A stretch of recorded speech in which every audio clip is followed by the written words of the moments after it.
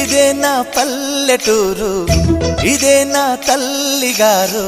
మా ఊరి పాడి పంట రాములోరి దీవెనంట. తల్లి గోదావరి నీళ్ళు కడిగే సీతమ్మ పాదాలు. ఊరంతా హాయ్ హాయ్ హాయ్, మనసంతా హాయ్ హాయ్ హాయ్.